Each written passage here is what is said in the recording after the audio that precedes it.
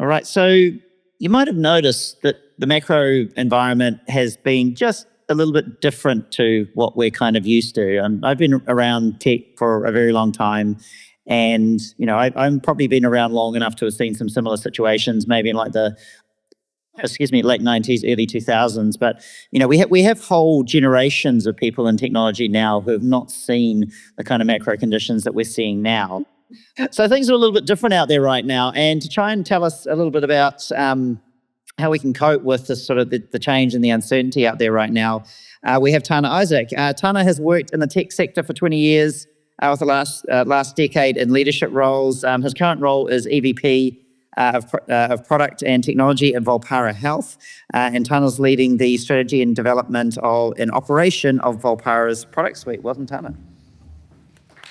When Tokes asked me about 4 months ago if I was keen to do this, I was like, feels way out of the comfort zone. As someone who's quite shy but has to talk lots in front of people, it's definitely felt a little bit scary. And then I sat and saw kind of international experts, really amazing people talk and sing. And I thought, now I'm at the end between a bunch of people who have been, learning so much, brains exploding, and I sit between them and a beer, or the weekend, or the family. Maybe in that case, you might want to stay here for a little bit longer. But I thought, it's all good, because I'm going to talk about something really great, which is business downsizing. Woo! So the point, though, is not to be getting anyone down, but I guess to share through my experience of not one or two, but 3 different downsizes. Some things I've taken away that maybe give you some ideas and inspiration, and hopefully hope, I guess, for better days to come as well. So my first experience of downsizing actually was my first job. So out of university, I had done a degree in software and hardware development, and I started my first job in embedded software development. So I was working for a company here in Wellington, Open Networks, and developing software for ISDN modems. So that was with the roaring fast internet speeds of 128 kilobits a second, high speed. But it was a great company. It was awesome. Everything was great. Great mentor, great company. We went for drinks. I was getting paid like money, so I wasn't living in a $1,000 overdraft from the old student days of being skint. No longer had to drink Rhineck. And yeah, things were good. And then less than a year into it, we all got told that actually our Wellington office was shutting down. And they're going to take 2 people out of 30 or so over to Australia. And it was a bit shit. So the hopes to get on the property ladder and get our first house took a bit of a setback. And so I thought, okay, need to stiff up a lip, go find a new job. I found that actually there were very few embedded software development jobs in Wellington. I could have gone to Christchurch or Auckland, but we were pretty keen to stay in Wellington. And so I thought, hey, what am I going to do? So I went and I started looking for some roles, and I thought I can maybe get away from embedded software development, which I thought was really cool, but hey, I've got to move on. And I looked for roles in application development, and so web applications, desktop applications, and I found this great company called Intergen, and I successfully applied for a role there as a graduate because I was less than a year at a university. Awesome company, could play Xbox on a Friday afternoon and drink some beers and make some cool apps and learn from some amazing people. And it opened up a number of doors for me. I actually found that there were a lot of application development jobs around Wellington, and I was able to move from a permanent role after a number of years of experience and get into contracting and earn more money, and then save for a wedding, save for an OE, get on the property ladder. And yeah, it was really good. And it took me into a number of great opportunities overseas as well, working for places like BBC Worldwide and some other cool gigs. And so it actually ended up being a good thing. And if I look back now, with a bit of time, things worked out really well. It definitely felt like shit, getting told I was losing my job. And this ancient tales parable, I think, really sums it up. Something that I think I've found to be true, that if you look at something in the now, close to that event, it can feel pretty crap. But given enough time, then sometimes you can look back at it and say, actually, that was something that was a bit of a turning point and actually led to a different pathway that if it hadn't, I wouldn't have had all these other great experiences. And it's led me all the way for a meandering career to where I'm standing right now in front of you all. And so we all like to be in control of our destiny and in control of our lives. And sometimes change is forced upon us. I definitely didn't want to be laid off less than a year into my first job in my career, but it ended up still being a good thing over time, even though it didn't feel like a good thing at the time. And finally, just for this first part, I found that if you pivot in your career, and I pivoted from embedded software development to application development, I found that I was able to leverage the fact that I knew a lot about hardware. I knew a lot about the lower levels of the technology stack, and application developers who just got straight into that didn't have some of the same knowledge, some of the same skills that I had. So it gave me an advantage in, for example, troubleshooting, designing systems that were more resilient, because I was able to understand a different, I brought a different perspective to things that maybe I would have if I was just an application developer. So I think that's probably true for anybody, really. Even if you have to step sideways, even if that wasn't your first choice, you've probably got skills that are transferable in some way, and they probably give you an advantage over some others that you can leverage, and I would encourage you to leverage it. So the next part of my career as an application developer, I had done the traditional OE over in London, came back and started doing some work for a company called Parts Trader. And this story is where I kind of broke two of my promises. I'd been contracting as a developer. It was a loss of disposable income. It was great, traveling, not many responsibilities. And I told myself I'm never going back to be a permanent employee, and I'm never going to be a manager, because people are hard, computers are easy. And so here I am, I'm a manager and I'm a permie. This is where I made the transition at Parts Trader. So Parts Trader was really in a second startup phase. They had already gained dominance in the New Zealand market. Most of the collision parts for vehicles that put on cars by panel beaters, for example, procured via the Parts Trader platform here in New Zealand, even if you don't know it as a person who's had a car fixed. Behind the scenes, that's what's going on. And Parts Trader had managed to convince the largest insurance company in the USA to partner with them to try bringing this platform into the US market, and if successful, to roll out that platform across the US. And for State Farm, that meant if successful, they would be able to have a competitive procurement process for car parts. Car parts make up roughly 50% of a repair cost for a car if it's damaged. And so they would be able to reduce their costs. That was the value proposition for them, really. And by State Farm, this huge insurance company partnering with Parts Trader would be able to gain critical mass really quickly, because what State Farm were going to do was tell all of their repairers or panel beaters in New Zealand parlance that if you were fixing a repair job for State Farm, you needed to procure parts competitively over the Parts Trader platform. And the traditional way of procuring car parts in the US was by fax or phone to your mate down the road. And your mate down the road, you'd say, hey, you charge me a high price and I'll drop you off some beers on the weekend, and the insurance company will pay a higher price and we can both make bigger margins. And that resulted in higher costs of claims repairs. And so Parts Trader was this competitive platform, and the value promise to repairers was that they were going to be able to choose from a broad supply network to choose the right parts and the right time frame at the right price to optimize their margins, to, for example, get parts urgently if needed, to get a choice of recycled or aftermarket or brand new parts as well. And the value proposition to suppliers was to broaden their potential customer base so they could see more opportunities from repairers in their region, that, businesses that they might not have already been able to sell to, so that they could go and compete for more work and to hopefully drive up their top line. So that was the value proposition for those different parties.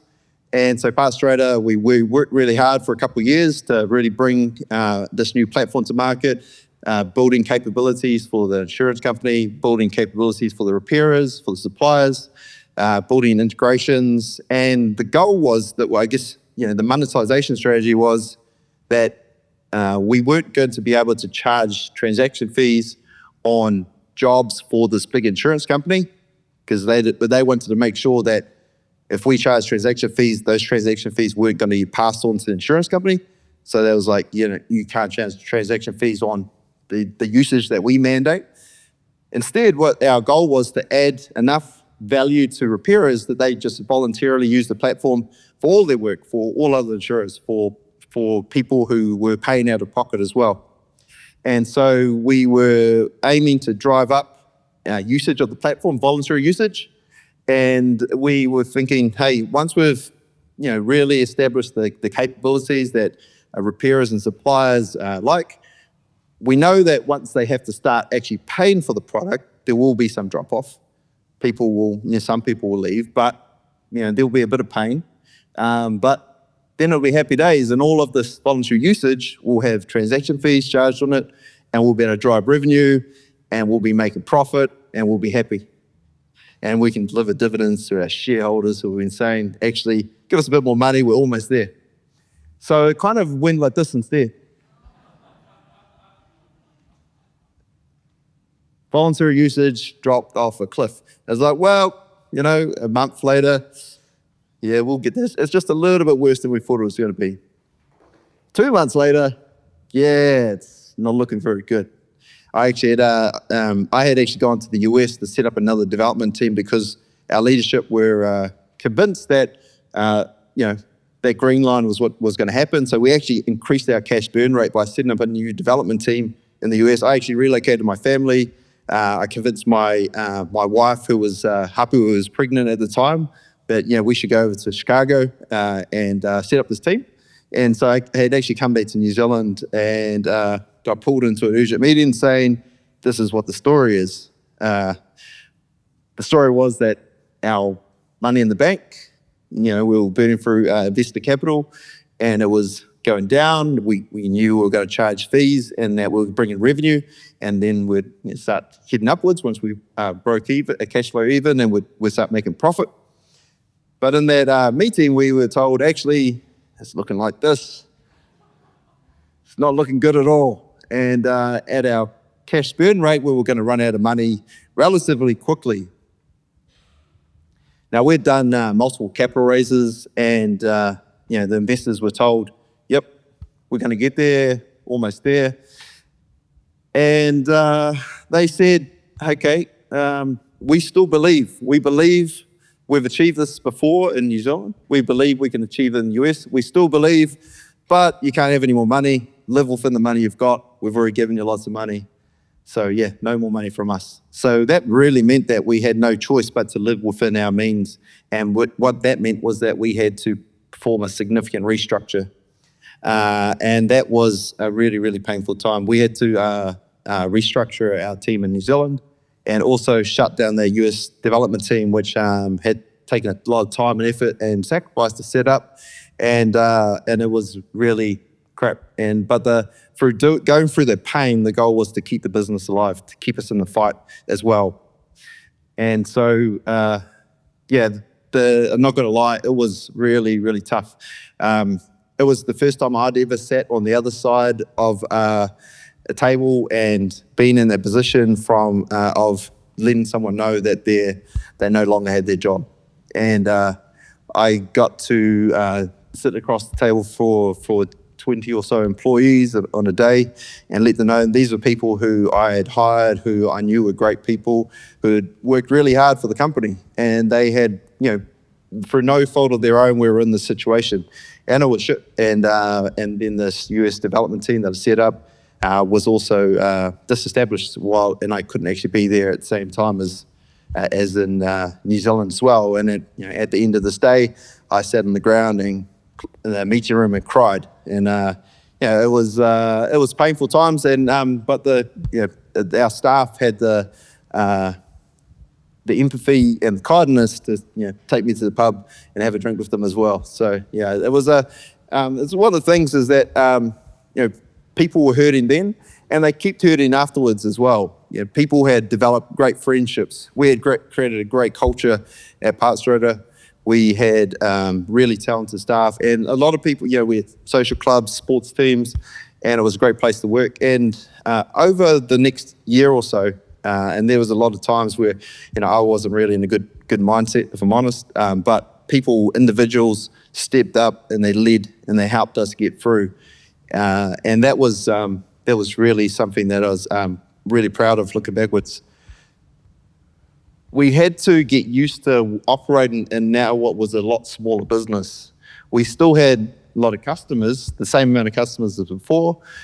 We needed to innovate. We needed to drive new capabilities and try to innovate with a smaller team. And I was like, well, how the hell do we do that? We have to keep the platform stable. We have to keep it secure. And so we were really forced to hack and slash away at anything that was inefficient. We also still invested in things that were able to let us sustainably work. So automation, for example, and automated regression testing. And it wasn't that we just started them. We'd already been investing in automation, and we were releasing code to production every couple of weeks. But we doubled down on that as well. We did look at our pricing strategy, and we changed that. So as I said before, part of the deal was we couldn't monetize transactions because the insurance company wanted to make sure that they weren't hit with transaction fees. But what we did do instead was monetize membership on the platform. So we charged subscription fees instead, working around things a little bit, but it was a way to get more revenue in as well, just to make sure that we were staying above that red line. And we had to be really brutal with product prioritization. And multiple people have talked already about how prioritization can be really difficult. Well, it was even worse because we had, so much capacity that was needed just to keep the platform alive. And then we still wanted to address technical debt. We wanted to invest in automation. We wanted to go faster. And we had to deliver value to customers. We had to generate more revenue. And we had 3 different key customer groups, the repairers, suppliers, and insurers that we had to deliver value to. So it was really tough, and it created a lot of tension in what was already a stressful environment. And we were also forced to go back to the drawing board and figure out how do we actually deliver enough value for suppliers and repairers that they will actually use the platform voluntarily.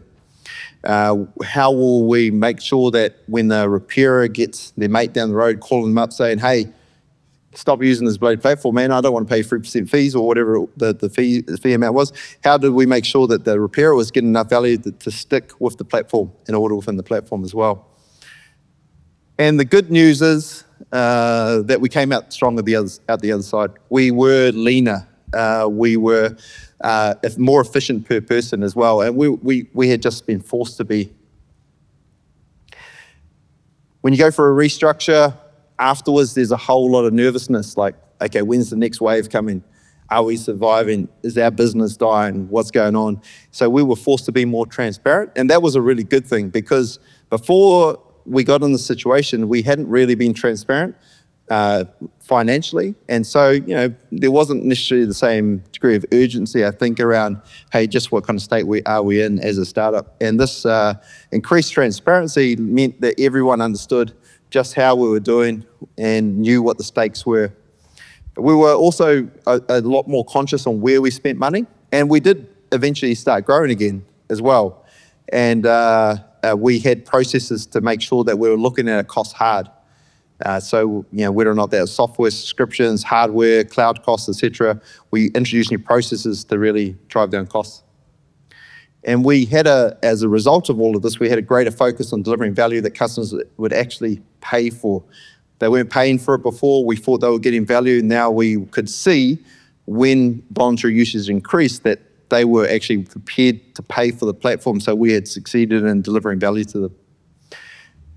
That forced tension between product and technology, the decision, the difficulty of trying to prioritize competing things, it actually enabled us over time to be more holistic in our thinking. Instead of having the luxury of saying, well, we've just have a couple of teams over here, they'll take care of the technical wish list, and a couple of teams over here to take care of the enhancements, we were forced to actually have discussions around what was required from a technology stance, or a process stance, or security or availability to have a sustainable business while delivering more value to our end users.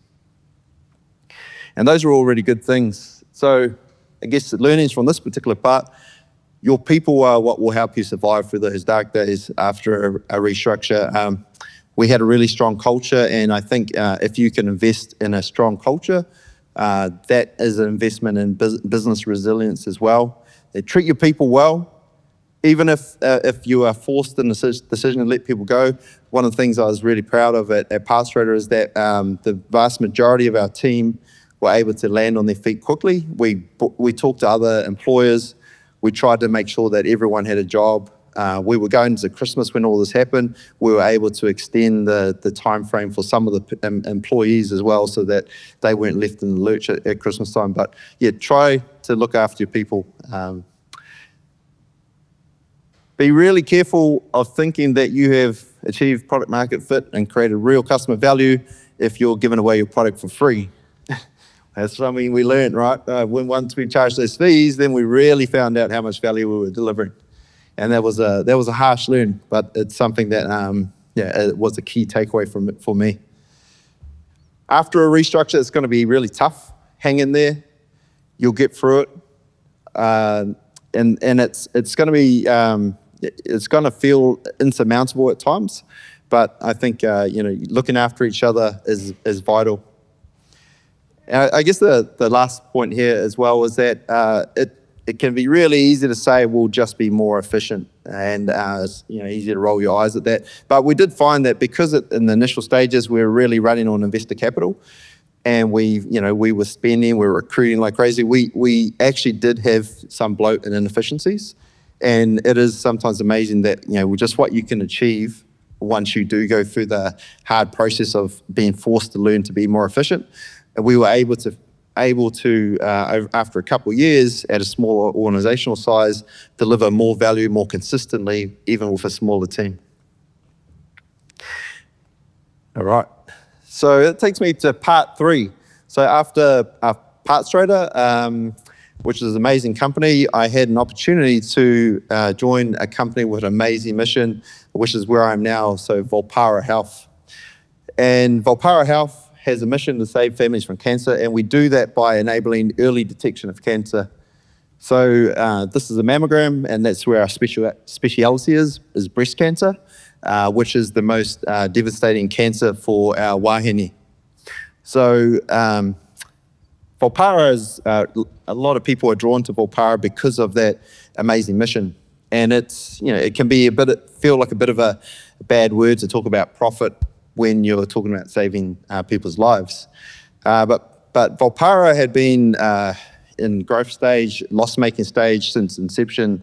And after 12 or so years in 2022, we're in a situation where we had been still making a loss, even though we had good uptake around the world, different customers around the world using our software, millions of patients' lives helped through the software, but we were still loss-making.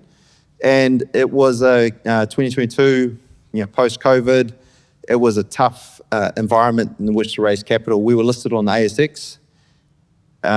Health tech companies, weren't doing too well in the stock market. Anything perceived as high risk, which we were, still being loss-making, was perceived as high risk. So it wasn't an environment in which we could go and raise capital. So again, we were forced to make the decision to get to cash flow break even and to switch from loss-making to get to profitability. And so that was the point at which I had the opportunity through that restructure to step into the product space. So I'd been working alongside product folks for a long time and wondering what they were moaning about. But I actually found out that product managers actually have a really tough job. You need some skills to succeed in product management, like all these things. Think strategically, execute tactically, communicate really well, influence without authority, prioritize, like all these things. And it is a hell of a tough gig, but I think that's one of the things that makes it such an amazing job as well.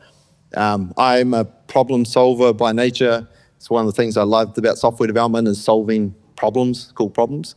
And with product management, you're also trying to solve really cool problems. And part of the cool problems to solve is figuring out what the right problem to solve is, as we've heard before. So that was one of my takeaways is actually this is an awesome gig. So I feel privileged to be in this space now. And I guess I'll just go through a couple of things that we did during this stage to help us get through this post downsizing period. So we had a product suite which had around 10 or so products in it. One of the things we did was look at our product suite and say, hey, okay, we've got less people now. We need to get focused. And so we looked at our products and we thought, hey, how competitive are our particular products? We went through and looked at each one. How much revenue is each of them making? How much growth do we see in this product based on how attractive the solutions are for customers, and made decisions on which products that we would invest in, which products that we would just put into maintenance mode effectively, and which ones we would actively try to kill off to make sure we could preserve our resources and not have to deal with like customer issues as well. We got focused on key markets, and we looked at our most profitable markets, so USA and Australia to a lesser extent is where we got focused. Beforehand, this would have looked a bit more like a dartboard from someone playing darts late on a Friday night after a few too many tequilas. But we really got focused on what we were going to do. In some cases, we actually extracted ourselves from certain markets as well. Again, because we had less people, we could do less, but we got focused on how are we going to get to profitability. We focused on moving up market, so targeting large customers, what we call in our parlance, elephants. We went from, using the terminology, by the way, from hunting elephants to herding elephants into the savannah. It's a lot more friendly. One of the key metrics that we do target is and talk about is our average revenue per account. And part of the reason for focusing on large customers is that it does take more time to close deals with big enterprise customers, but you've got then at the end of the day less customers to support, but you've also succeeded in driving up your revenue. And this was something that that did help us, and you can see that we actually saw that metric move up as a result of a concerted effort across our business. So it wasn't just enough for our sales team to start trying to sell to larger and larger customers. Our product teams had to get focused on, well, what are the features that an enterprise customer really needs? What are the capabilities that we need for our products to be successful?